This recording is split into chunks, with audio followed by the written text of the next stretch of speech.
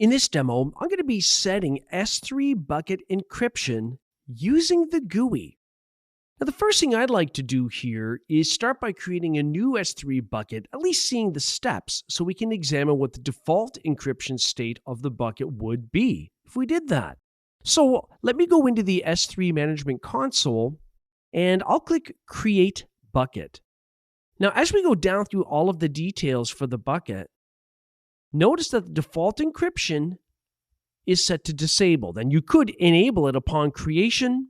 You could use Amazon S3 managed keys or KMS keys that you control if required, maybe by regulations. Either way, when you enable encryption, you are protecting data at rest.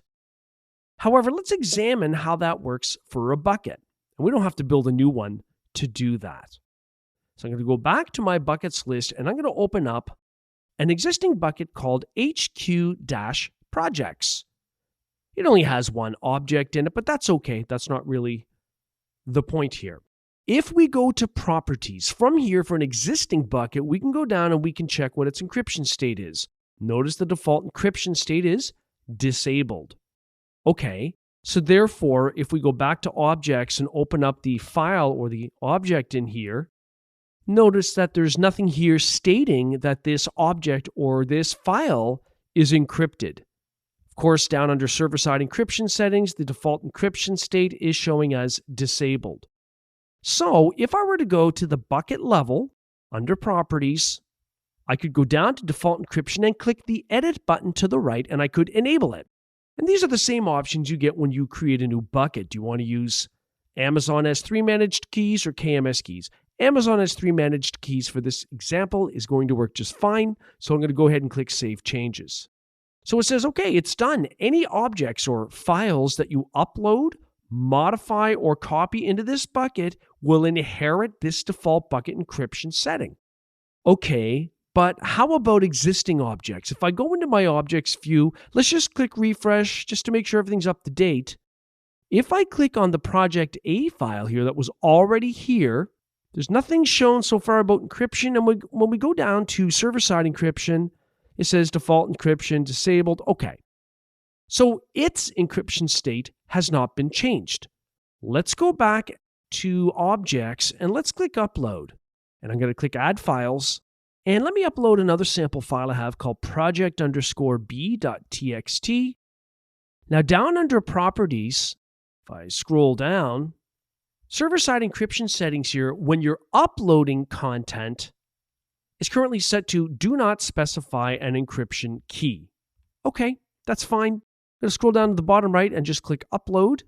Okay, so it looks like our file was successfully uploaded. So let's close that. Let's go back to our objects view, make sure we're refreshed. Let's open up project B.txt and let's open up its properties and scroll down. Notice that the encryption is set to enabled with Amazon S3 managed keys. If we go back to project A, well, it won't have changed. Why would it have? We haven't modified it, and it was already there prior to us enabling encryption. Now, if we wanted to, we can go to that object and click Edit, and we can enable encryption for it.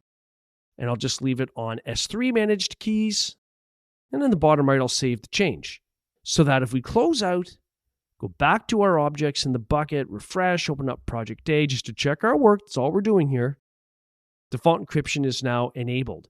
Now, naturally, if you have a lot of existing items that you want encrypted, you might find it easier to do it programmatically, maybe using PowerShell or the CLI. But speaking of multiple selections, if you're looking at the objects that you want encrypted, let's say you want to encrypt all of them or some of them, it's just a matter of selecting them, then going to the Actions menu, and from here in the list, you'll be able to choose Edit Server-Side Encryption. And you could choose to enable it, to disable it, whether you want to use KMS keys, where you have to make sure keys are in the same region as the bucket, or just Amazon S3 managed keys. It's just an easier way to do it than to each individual object in S3. And if you decide you want to use PowerShell to work with bucket encryption, you can do that using the set-s3 bucket encryption PowerShell commandlet. The Amazon documentation shows you the parameters and the data types that are expected, but the great thing about the documentation is when you have examples of how you would actually put something into motion.